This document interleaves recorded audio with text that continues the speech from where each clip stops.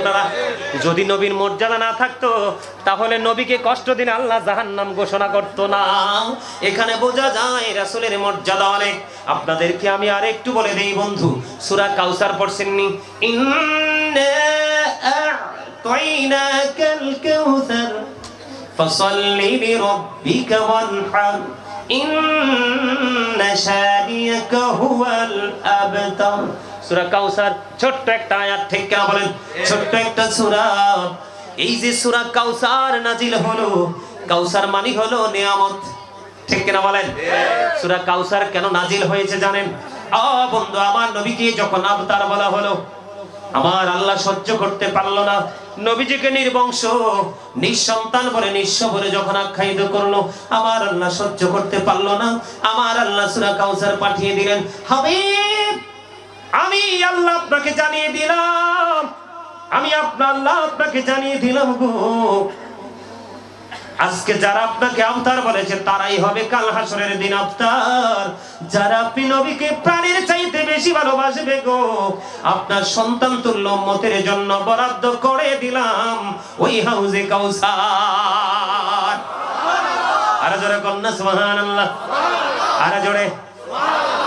একবার যদি কোন রকম পান করতে পারেন 40 বছর কমপক্ষে পানির তৃষ্ণা লাগবে না।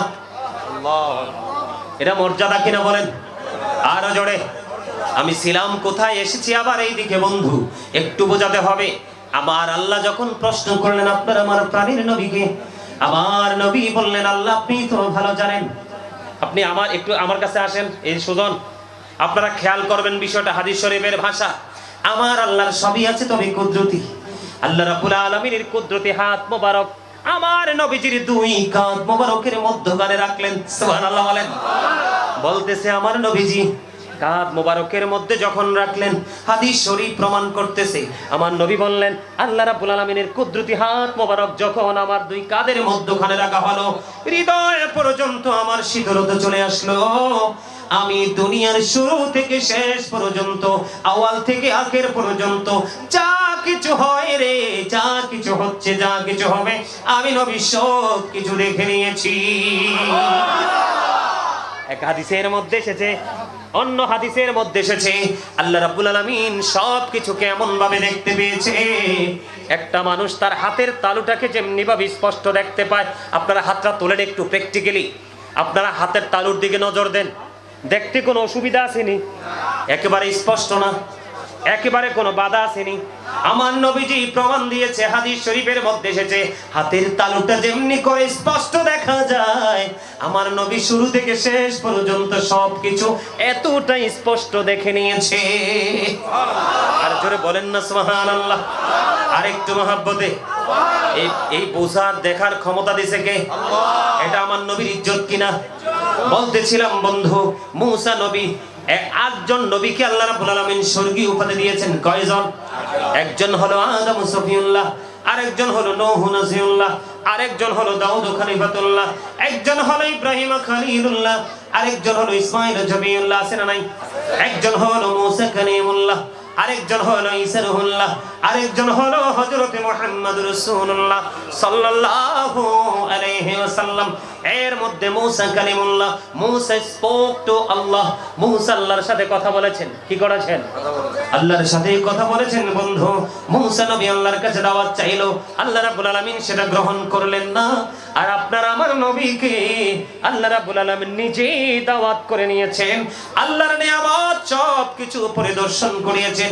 এইটা আমাদের জন্য বড় নিয়ামত। সুবহানাল্লাহ বলেন। আমার দিকে তাকান বন্ধু, সাহাবায়ে কেরামেরা কয়েকজন মিলে বন্ধু আলোচনা করতেছে, আল্লাহ তো একজনকে বানিয়েছেন আদম সফিউল্লাহ, আরেকজনকে বানিয়েছেন মুসা কালিমুল্লাহ, আরেকজনকে বানিয়েছেন ঈসা রুহুল্লাহ। এমনি করে করে তিনি বলতেছেন, এক একজনকে এক একটা লকব দিয়েছেন। ঠিক এই বক্তব্য দেওয়ার সময় আমার নবীজি তাদের এই বক্তব্যটা শুনে ফেললো। শোনার পরে এবার আমার নবী বলেছে, তোমরা যে বক্তব্য দিয়েছো আমি শুনতে পেয়েছি, তবে সাবধান সাবধান, আমার চাইতে কাউকে সম্মানী মনে করিও না। জোরে জোরে কন্যা সুবহানাল্লাহ। ওয়া মিনাল লাইলি ফাতাহাজ্জাত বিহি নাফিলাতাল লাকা আসা আইয়াবআদাকা রাব্বুকা মাকামান মাহমুদা। জোরে জোরে আল্লাহু আকবার। রাতের কিছু অংশ নবীজিকে তাহাজ্জুদ পড়ার কথা কে বলেছেন?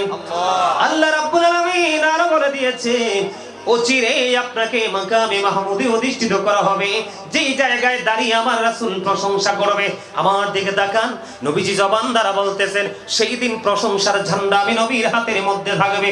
সুপারিশের জন্য আদমের কাছে যাবে, তারা বলবে না না এটার যোগ্য আমি না।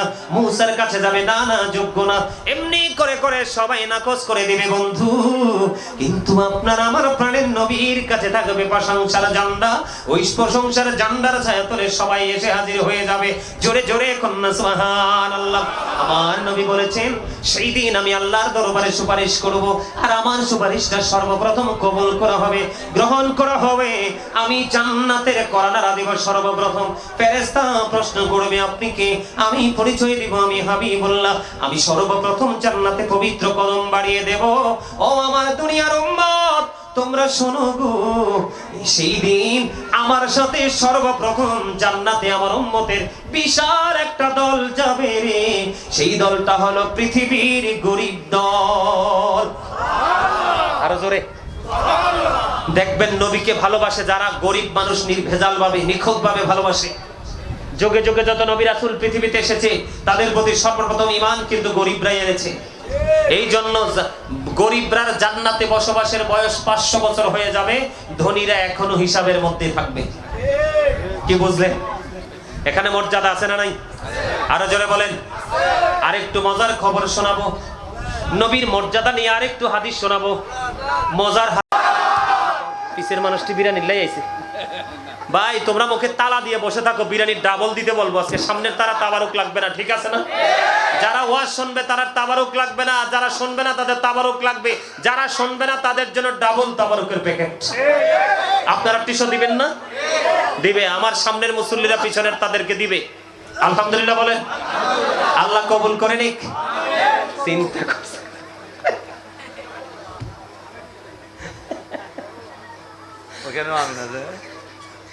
এখানেও আমিন বলা লাগে।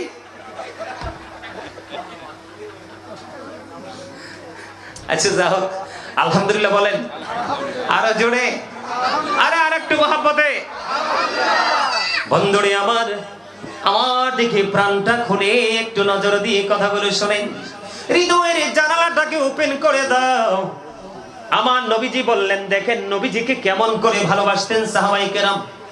দুইজন, হযরত ওমর জীবনে এত বেশি আমল করেছেন, গণনা করলে আকাশের তারার চাইতেও বেশি হবে। কিন্তু আবু বকরের একটা রাতের প্রেম, কিছুক্ষণ সময়ের প্রেমের সাথে যখন পাল্লা দেওয়া হলো রে, ওমরের জীবনের আমলগুলো একেবারেই নাথিং হয়ে গেল। একদিন হযরত ওমর আবারও হাত জোর করে অনুরোধ করছি, রিজার্ভ বাজারে এসেছিলাম, আপনাদের এখান থেকে 4 গুণ বেশি ছিল মানুষ, কিন্তু মানুষগুলোর মধ্যে এত গরম ছিল। ওখানে ছিলেন কেউ এমন আসেননি? এখানে প্রচন্ড গরম ছিল, কিন্তু মানুষগুলো গরমে আছে না নরমে আছে বোঝা যায়নি।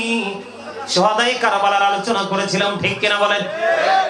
মানুষের এত আদব, সেই আদব দেখে, আর হারুন ভাইয়ের সাথে হচ্ছে আমার পার্সোনাল একটা রিলেশনশিপ। উনি যখন ফোন দিল, বন্ধু চলে আসলাম। আমি আপনাদেরকে বলি, আমি বেশিক্ষণ আলোচনা করব না। যারা নবীর প্রেমিক তারা যাওয়ার পরে মিস করবেন যে হুজুর যদি আরেকটু ওয়াজ শোনাইতো, ঠিক না? আর যারা নবীর সাথে প্রেম করতে পারেনি তারা বলে আধা ঘন্টা আগে ছেড়ে দিলে ভালো হতো। এরকম না বিষয়টা? দেখেন তাদের মর্যাদা এমনি এমনি বাড়ে নাই বন্ধু। হযরত ওমর তিনি বললেন, আমার নবী বলেছে দানের জন্য। আমার জীবনে কোনোদিন আমি আবু বকরকে কোনো কাজে আমি হারাতে পারিনি, কোনোদিন আমি আবু বকরকে অতিক্রম করে যেতে পারিনি। আমার নবী যেহেতু আজকে আমাকে দানের কথা বলেছে, আমার কাছে মোটামুটি ভালো দৌলত আছে, আমি দান করে দিব। হাদিস শরীফ থেকে বন্ধু প্রমাণিত হয়ে গেল। এবার হযরত ওমর ওনার যে সম্পদ যা ছিল তা নিয়ে আসছে। আমার নবীজি ডাক দিয়ে বললেন, ওমর তুমি তোমার ফ্যামিলির জন্য কতটুকু রেখে এসেছো? ইয়া রাসূলুল্লাহ, ইয়া হাবিবাল্লাহ, নবী গো, আমি এখানে যতটুকু নিয়ে এসেছি তার অর্ধাংশ আমার ফ্যামিলি পরিবারের জন্য নিয়ে রেখে এসেছি। এবার আবু বকরকে ডাক দিলেন, আবু বকর, ও আবু বকর, আপনি কতটুকু নিয়ে এসেছেন? ইয়া রাসূলুল্লাহ, ইয়া হাবিবাল্লাহ, নবী গো, ও প্রাণের নবী গো, আমার যা ছিল আমি সব নিয়ে আসছি নবী। এবার আবু বকর একটা ডাক দিয়ে বললেন, আবু বকর রে, তুমি তোমার ফ্যামিলির জন্য কি রেখে এসেছো? এবার আবু বকর একটা প্রাঞ্জল ভাষায় ডাক দিয়ে বললেন, নবী, নবী গো, আমার যা ছিল আমি সবটুকু নিয়ে এসেছি। আমি আমার ফ্যামিলির জন্য আল্লাহ এবং আল্লাহর হাবিবকে রেখে এসেছি। জোরে জোরে বলেন না সুবহানাল্লাহ। এবার ওমরের হৃদয়ের মধ্যে আরো বেশি রক্তক্ষরণ শুরু হয়ে গেল রে। ওমর ডেকে ডেকে বলে, হায় রে আল্লাহ, জীবনে কোনোদিন আবু বকরকে হারাতে পারলাম না, আজকে আমি মনে করেছি আবু বকরকে হারাতে পারবো। আল্লাহ গো, আজকেও আমি আবু বকরকে হারাতে পারলাম না, মনে হয় জীবনের কোনোদিন এটা সম্ভব হবে না। আমার নবীজি আরো বলেছেন, আমার জীবনে ইসলামের জন্য আবু বকরের দৌলত যত উপকারে লেগেছে আর কারো দৌলত এত উপকারে লাগেনি। এবার আবু বকর একটা ডাক দিয়ে বললেন, ইয়া রাসূলুল্লাহ, নবী গো, আমার ধন সম্পদ সন্তান সন্ততি নয়, আমার জানটাও আপনার জন্য প্রস্তুত। সেইভাবে নবীকে ভালোবেসেছিলেন বন্ধু। এই জন্য আবু বকরকে সঙ্গে নিয়ে আমার নবী আপন করে ওই পবিত্র রওজা মুবারকে মদিনাতুল মুনাওয়ারায় শুয়ে আছে বন্ধু। জোরে জোরে বলেন না সুবহানাল্লাহ। আমি একটা গজল লিখেছি বন্ধু, নবীজি কেমন করে বলো তোমায় দেখি, বলেন নবীজি কেমন করে বলো তোমায় দেখি, আছো তুমি ওই মদিনায়, আছো তুমি ওই মদিনায়, সঙ্গে নিয়ে দুই প্রেমিক সাথী, কেমন করে বলো তোমায় দেখি, বলেন ওগো নবীজি কেমন করে বলো তোমায় দেখি, বলেন ওগো নবীজি কেমন করে বলো তোমায় দেখি, আছো তুমি ওই মদিনায়, বলে আছো তুমি ওই মদিনায়, সঙ্গে নিয়ে দুই প্রেমিক সাথী, কেমন করে বলো তোমায় দেখি। মারহাবা। এই গজলটা লিখেছে আবু বকর ওমরের প্রেম নিয়ে। অনেক লম্বা গজলটা, অনলাইনে খুঁজবেন, অনলাইন থেকে পেয়ে যাবেন, অনলাইনে গাওয়া আছে। আর অনলাইনে গাওয়া যদি না পান, এই মাসের মধ্যে আমার লেখা কিতাব প্রকাশিত হচ্ছে এবং এই কিতাবের পাশাপাশি আমার যত হাম নাচ ইসলামী সঙ্গীত আছে সবগুলো এটার মধ্যে মানে প্রকাশিত হবে। অলরেডি সবকিছু কমপ্লিট, এই মাস নভেম্বর মাসে প্রকাশিত হবে। সকলে বলুন আল্লাহ যেন কবুল করেন, সকলে বলুন আমিন। আর যারা বলেন নবীকে দেখতে মনে চায় না? চায়। নবীকে দেখতে হলে, দেখার প্রত্যাশা হৃদয় ধারণ করলে প্রেম রাখতে হবে অনেক বেশি। কি রাখতে হবে? প্রেম। প্রেমের বিকল্প কোনো কিছুই নেই। তাহলে সাহাবীরা নবীর আগমনে খুশি হয়ে আনন্দ উল্লাস করছে। নবীজি যেটাই করতে বলছে তাদের মধ্যে একটা কম্পিটিশন শুরু হয়ে যায়, কার আগে কি করবে। কিন্তু সেই কম্পিটিশন কি আমাদের মধ্যে আছে? আরো যারা বলেন আছে? আমাদের মধ্যে নাই। তাহলে আমরা নবীর উম্মত দাবি করব কেমন করে? আমরা কি নবীর উম্মত দাবি করতে পারি? পারি না। বন্ধুরে আমার, মূল যে আমার বিষয়টা ছিল নবীজির আগমন, মিলাদুন নবী। আব্দুল্লাহ ইবনে আব্বাসের জন্য এবং তার সঙ্গীদের জন্য জান্নাত ওয়াজিব হয়ে গেল। বলেছে কে? আল্লাহর প্রিয় হাবিব সরকারি মদিনার সন্দেহ আসেনি? আরো জোরে বলেন। নবীর কথা সত্য না মিথ্যা? আরে আমরা এতটাই হতভাগা উম্মত, এতটাই দুর্ভাগা উম্মত, আমরা নবীকে হৃদয় উজাড় করে ভালোবাসতে পারি না। বেঈমান কাফেররা কি বক্তব্য দেয় শুনবেন? বেঈমান কাফেররা বলে হযরত মুহাম্মদ সাল্লাল্লাহু আলাইহি সাল্লাম was born in Arab country. His father's name was Abdullah. His mother's name was Jamila. His father said died before he was born. He lost his mother in his childhood. He was very truthful. Sure sure বলেন আল্লাহু আকবার। আরে আরো জোরে বলেন বলেন আল্লাহু আকবার। তারা বলেছে আমার নবী নাকি ছিলেন শ্রেষ্ঠ সত্যবাদী। আমি সবসময় বুকে হাত দিয়ে বলি, I am very successful person. You are very success, 100% success, যে আপনারা নবীজির প্রেমের বাগানে আসতে পেরেছেন। আমি বিশ্বাস করি আপনাদের কাউকে আমার আল্লাহ খালি ফিরাবেন। আল্লাহ সব যেন কবুল করে। জোরে বলেন আমিন। আরে আর জোরে বলেন আমিন। আমরা কেমন নবীর উম্মত হয়েছি জানেন? ডক্টর আহমদ পেয়ারা বাগদাদি পীর সাহেব কেবলা ওনার রচিত কিতাবে তিনি একবার স্পষ্ট করে বলেছেন, of all the great religious personalities of all prophet, Muhammad Rasulullah sallallahu alaihi wasallam was the most successful, তিনি সবচেয়ে বেশি সফল। সুবহানাল্লাহ বলেন। এই পৃথিবীর বুকে যত নবী রাসূল এসেছে, এই পৃথিবীর বুকে যত নবী রাসূল এসেছে, প্রত্যেকটা নবী রাসূলের মধ্যে আমার নবী রাজনীতি থেকে ইমামতি থেকে রাজনীতি পর্যন্ত প্রত্যেকটা জায়গায় 100% সাকসেস। এখানে মোস্ট সাকসেসফুল শব্দ ইউজ করা হয়েছে। জোরে জোরে বলেন আল্লাহু আকবার। আপনারা যারা কলেজ ইউনিভার্সিটিতে যারা পড়ে, ইউনিভার্সিটির স্টুডেন্ট যারা আছেন এবং টিচিং প্রফেশনে যারা আছেন, বিশেষ করে বিশ্ববিদ্যালয়ে যারা বিচরণ করে এসেছেন, তারা ভালো করে জানবেন আমেরিকার গবেষক মাইকেল এইচ হার্ট তিনি বক্তব্য দিয়েছেন, the 100 ranking of the most influential person in the history. আওয়াজ তুলে বলেন না সুবহানাল্লাহ। আরে আর জোরে বলেন না সুবহানাল্লাহ। খবরটা কত চমৎকার জানেন? 100 জন প্রভাবশালীর তালিকা করেছেন আমেরিকার গবেষক মাইকেল এইচ হার্ট।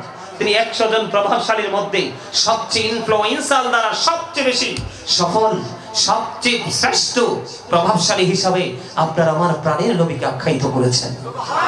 সুবহানাল্লাহ বলেন। সম্মানিত উপস্থিতি, কেমন নবী পেয়েছি আমরা এখনো বুঝিনি। আমি কবরে গেলে বুঝতে পারবো, ঠিক কিনা বলেন? আরো জোরে বলেন। কোথায় গেলে? কবরে গেলে বুঝতে পারবো, কিন্তু সেদিন বুঝে কোনো লাভ নেই। হবে? সেদিন বুঝে কোনো লাভ হবে না। আমার দিকে তাকান। এই পৃথিবী থেকে চাঁদ 1,40,000 মাইল দূরে। 1969 সনে নীল আর মস্ট্রং 50 লক্ষ কোটি ডলার ব্যয় করে 2 বন্ধুকে নিয়ে চাঁদের দেশে গিয়েছিলেন। বিচরণ করে আসার সময় বিন্দু পরিমাণ বালুকণা নিয়ে ফিরে এসেছেন। আর আপনার আমার প্রাণের নবী এই পৃথিবীর দিকে থেকে দাঁড়িয়ে 1,40,000 মাইল দূরে চাঁদকে ইশারা করতে দেরি, চাঁদটা দুটো টুকরো হতে দেরি হয় না। আর যারা বলেন না সুবহানাল্লাহ। আমরা সেই নবীর উম্মত। আপনারা জানেন আজকে নবী সম্পর্কে জানতে পেরেছি কোরআনের মাধ্যমে, আর কোরআন থেকে জানতে পেরে নবী কোরআন পেয়েছি নবীজির মাধ্যমে। কোনোটা থেকে কোনোটাকে আমরা ছোট করে দেখছি না, ঠিক কিনা বলেন? আরো জোরে বলেন। আমি আপনাদেরকে বলি, আজকে যে আমাদের এত গবেষণা, 2 জন বক্তা বক্তব্য দিয়েছে, তারা রাজনীতির সাথে তারা সম্পৃক্ত। একজন কিন্তু চমৎকার একটা বক্তব্য দিয়েছেন, ছোট্ট করে বলেছেন, বিজ্ঞানের কথা তুলে ধরেছেন, ঠিক কিনা বলেন? আজকে বিজ্ঞান এসেছে কোত্থেকে? কোরআন থেকে। কোত্থেকে? কোরআন এসেছে কার কাছে? আপনার আমার প্রাণের নবীর কাছে। তাহলে বুঝে নিতে হবে। আমার দিকে তাকান। আকাশের মধ্যে 200 ক্রোর গ্যালাক্সি আছে। আকাশের মধ্যে 200 কোটি ছায়াপথ আছে। প্রত্যেকটা ছায়াপথের মধ্যে 10,000 কোটি করে তারা আছে। এর মধ্যে একটা তারকার নাম হলো নিউট্রন স্টার। এই নিউট্রন স্টার তারাটার 1 চা চামচ পদার্থের ওজন হলো 1000 মিলিয়ন টন। তাহলে একটা তারকার ওজন কত হতে পারে বের করার মতো কোন অ্যাস্ট্রোনমার পৃথিবীতে সৃষ্টি এখনো হয় নাই। এখানে আপনাদেরকে নিয়ে আসার কারণ হলো আমার নবীর আজমত, আমার নবীর শান, আমার নবীর মান বোঝানোর জন্য। সম্মানিত উপস্থিতি, আকাশ এত ওজন ধারণ করতে পারে কোনো খুঁটি ছাড়া, জমিন এত লোড সহ্য করতে পারে কোনো প্রতিকূলতা ছাড়া, কিন্তু জমিনকে বলল কোরআন নিতে নিল না, আকাশকে বলল কোরআন নিতে নিল না। কোরআনটা নিয়েছে কে? আমার নবী, আপনার আমার প্রাণের নবী। জোরে জোরে বলেন না সুবহানাল্লাহ। এটা কি নবীর মুজিজা না? আর যারা বলেন, মুসা বলে রব্বি আরিনি, আল্লাহ বলে লাংতারানি। মুসা নবী আল্লাহর কাছে দাওয়াত চাই, আল্লাহ গো তুমি আমারে দাওয়াত দাও, আমি তোমার দাওয়াতে যাইতে চাই। আল্লাহ কয় না না। আর আপনার আমার প্রাণের নবীর ক্ষেত্রে যদি বন্ধু একটুখানি নজর দেন, কোরআন শরীফের 15 পারা সূরা বনী ইসরাঈল, আল্লাহ রাব্বুল আলামিন বলে দিয়েছে, সুবহানাল্লাযী ইয়াসরা বি'আবদিহি লাইলান মিনাল মাসজিদিল হারাম ইলাল মাসজিদিল আকসা আল্লাযী বারাকনা হাওলাহু লিনুরিয়াহু মিন আয়াতিনা। জোরে জোরে বলেন আল্লাহু আকবার। আল্লাহ আলামিন আল্লাহর হাবিবকে মসজিদে হারাম থেকে মসজিদে আকসা পর্যন্ত ভ্রমণ করিয়েছেন। আল্লাহ বলেছেন চারপাশ আমি বরকতময় করে দিয়েছি। কেন গো মুনিব, ও আমার মালিক, তুমি কেন চারপাশ বরকতময় করে দিয়েছো? আল্লাহ রাব্বুল আলামিন বলেছে আমি আমার নিদর্শন আমার হাবিবকে দেখানোর জন্য। আর জোরে বলেন না সুবহানাল্লাহ। আমার নবী গায়বের খবর জানি বললে অনেক মানুষ বন্ধ রাগ হয়ে যায়। বুখারী শরীফের মধ্যে এসেছে হাদিস খানা, একটু প্রাণ খুলে শোনেন। আমার কাছে এই বিষয়গুলো বলার কারণ হলো আমি আবার বিষয়ের বাইরে আলোচনা করার কোনো সুযোগ নাই। হারুন ভাই বারবার বলেছে হুজুর আমার নবীর মর্যাদাটা কেমন ভেঙে ভেঙে একটু বুঝিয়ে দিবেন। এই জন্য মর্যাদাটাও কিন্তু মিলাদুন নবীর পাশাপাশি তুলে ধরতেছে বন্ধু। আপনারা অনেকে জানেন কিনা জানি না, আমার নবী যখন আল্লাহ রাব্বুল আলামিনের সাথে যখন সশরীরে আল্লাহর আরশে দেখা করলেন, দেখা করার পরে আমার নবীকে আমার আল্লাহ প্রশ্ন করলেন হাবিব আসমানে ফেরেশতারা কি নিয়ে কথা কাটাকাটি করছে? তার মানে হালকা পাতলা ঝগড়া চলতেছে। আমার রাসূলকে যখন প্রশ্ন করলো আমার আল্লাহ খবর জানে কি জানে না? তিনি আলিমুল গায়ব, ওনার কাছে কিন্তু কোনো লুকাচুরি নাই, ঠিক কিনা বলেন? যদি নবীকে প্রশ্ন না করতো তাহলে আপনি আমি প্রেমের খবর জানতাম না। কথা বলেন না বন্ধুরি আমার নবীকে প্রশ্ন করলেন বন্ধু আসমানে ফেরেশতারা কি নিয়ে ঝগড়া করছে? এবার আমার নবী ডাক দিয়ে বললেন মানিব আপনি তো ভালো জানেন। এই কথাটা বলতে দেরি আমার দিকে তাকান। আমাদের দেশে কিন্তু অনেক ধরনের ফিতনা বের হয়েছে। হাদিস খানা বুখারী শরীফের মধ্যে এসেছে। অনেকে কিন্তু বলে নবীজির সাথে আল্লাহর সরাসরি দেখা হয় নাই, পর্দা ছিল। আমি আপনাদেরকে বলে দেই যদি পর্দায় থাকবে তাহলে তো দাওয়াত দিয়ে আপন করে আর সে নেওয়ার দরকার নাই। কথা বলেন না কেন? আমি সামান্য একজন গাজী সুলাইমান আপনাদের কাছে এসেছি বন্ধু, আমি সত্যি মুগ্ধ হয়েছি। আপনাদের আচরণ সত্যি অসাধারণ। একজনের পর একজন ধারাবাহিকভাবে শিফট আকারে আমার সাথে ছবি তুলতে গেলেন, কোনো বাধা রইল না, কোনো পর্দা রইল না। আর আল্লাহর হাবিবের প্রেমে পড়ে আল্লাহ কুল কায়নাত সাজিয়েছে। রাসূল বলেছেন I am from the light of Allah and everything has been created from my light. আমি হলাম আল্লাহর নূর থেকে, সৃষ্টির প্রত্যেকটা বস্তু আমি নবীর নূর থেকে।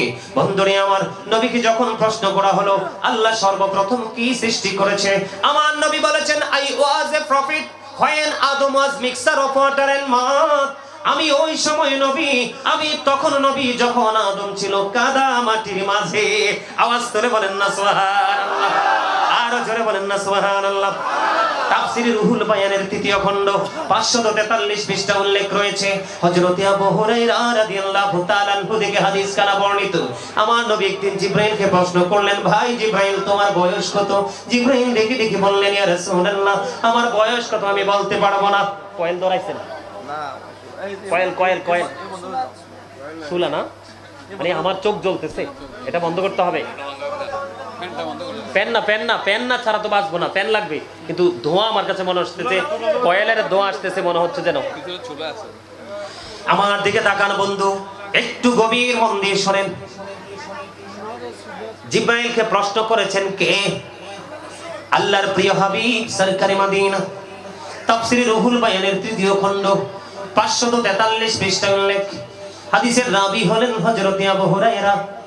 নবীজি যখন প্রশ্ন করলেন আমার জিবরাইল উত্তর দিলেন ইয়া রাসূলুল্লাহ আমার বয়স কত আমি বলতে পারবো না, তবে আমার জীবনের একটা ঘটনা আমি বলতে পারবো। ও ভাই জিবরাইল বলে দাও না গো। এবার জিবরাইল বললেন ইয়া রাসূলুল্লাহ চতুর্থ আসমান মতান্তরে সপ্তম আসমানের উপরে আমি একটা তারা ওঠা অবস্থায় দেখেছি ৭০,০০০ বছর, অস্তমিত অবস্থায় দেখেছি ৭০,০০০ বছর। আমি এটা আমার জীবনে ৭২,০০০ বার দেখেছি। আমার নবী একটা ডাক দিয়ে বললেন আল্লাহর ইজ্জতের কসম করে বলছি রে ওই তারাটাই ছিলাম আমি নবী।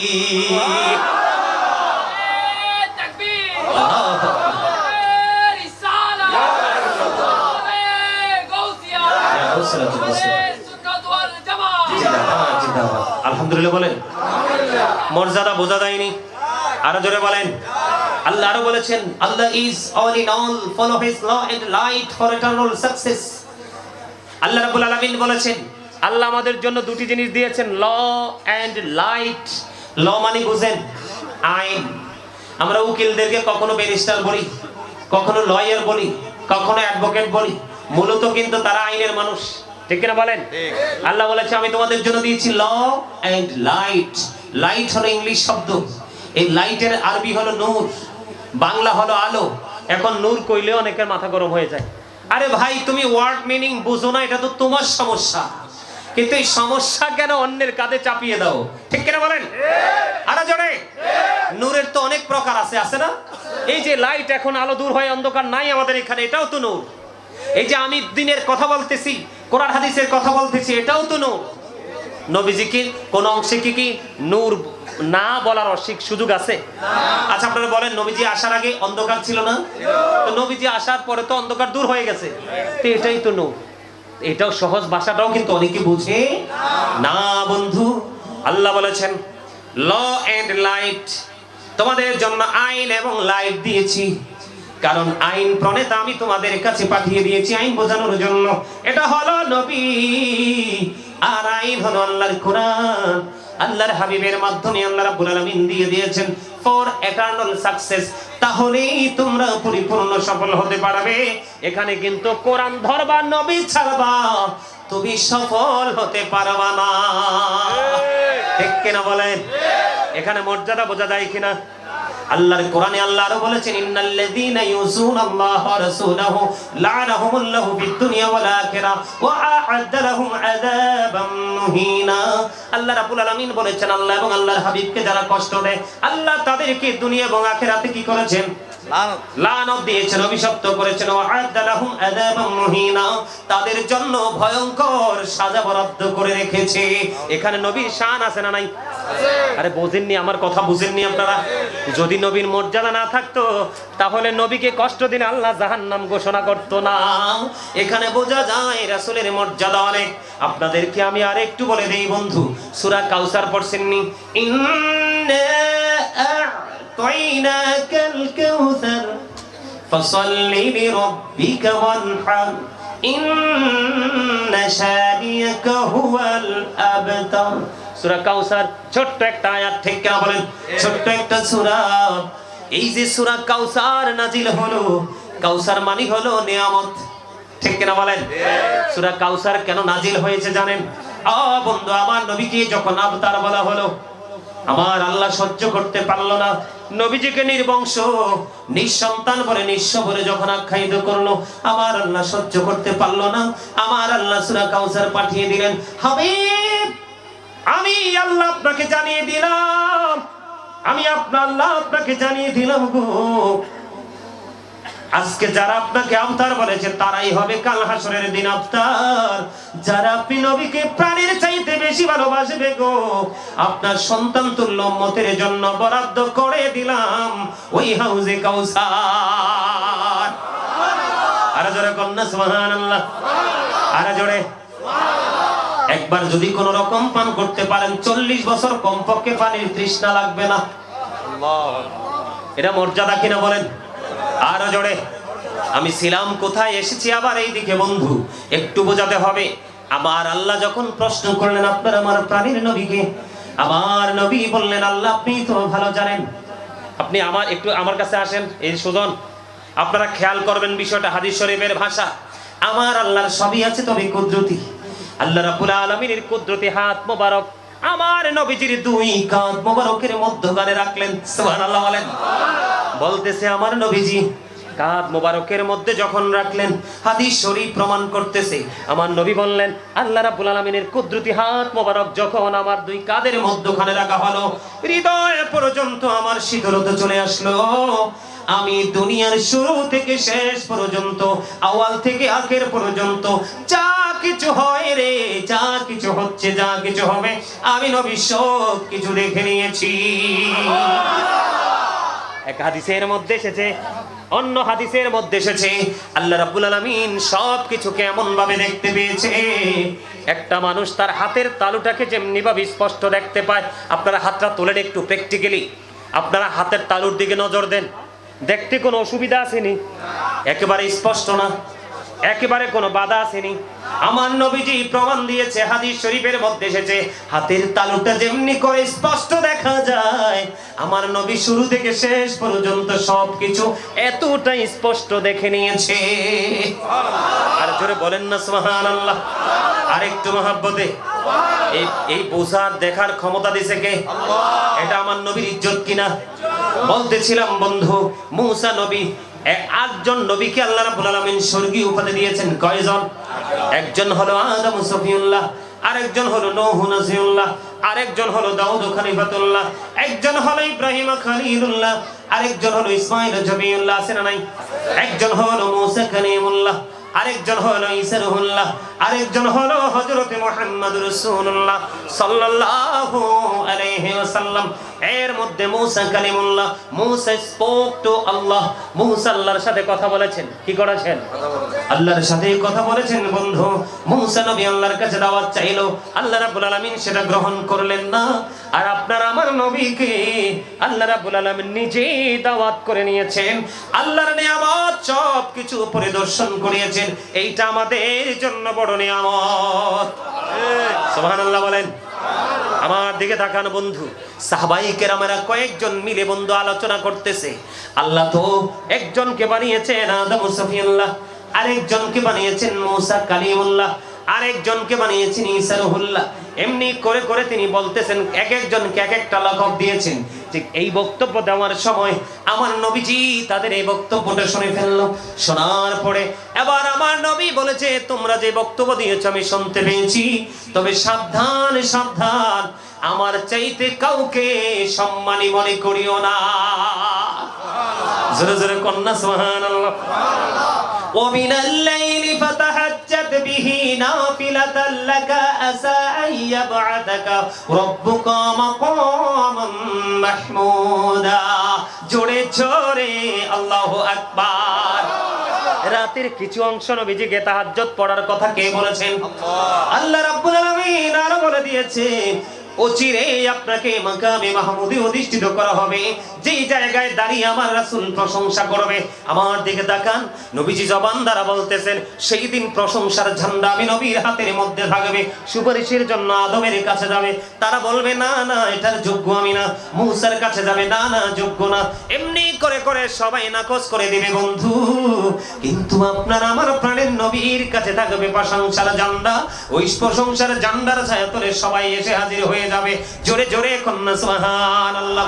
আমার নবী বলেছেন, সেই দিন আমি আল্লাহর দরবারে সুপারিশ করব, আর আমার সুপারিশটা সর্বপ্রথম কবুল করা হবে, গ্রহণ করা হবে। আমি জান্নাতের কর্নারা দিব সর্বপ্রথম। ফেরেশতা প্রশ্ন করবে, আপনি কে? আমি পরিচয় দিব, আমি হাবিবুল্লাহ। আমি সর্বপ্রথম জান্নাতে পবিত্র কদম বাড়িয়ে দেব। ও আমার দুনিয়ার উম্মত, তোমরা শোনো গো, সেই দিন আমার সাথে সর্বপ্রথম জান্নাতে আমার উম্মতের বিশাল একটা দল যাবে রে। সেই দলটা হলো পৃথিবীর গরিব দল। আরো জোরে দেখবেন, নবীকে ভালোবাসে যারা গরিব মানুষ, নির্ভেজাল ভাবে নিখুঁত ভাবে ভালোবাসে। যুগে যুগে যত নবী রাসূল পৃথিবীতে এসেছে, তাদের প্রতি সর্বপ্রথম ঈমান কিন্তু গরিবরাই এনেছে। এই জন্য গরিবরার জান্নাতে বসবাসের বয়স 500 বছর হয়ে যাবে, ধনীরা এখনো হিসাবের মধ্যে থাকবে।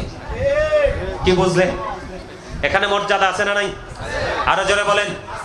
আরেকটু মজার খবর শোনাবো, নবীর মর্যাদা নিয়ে আরেকটু হাদিস শোনাবো। মজার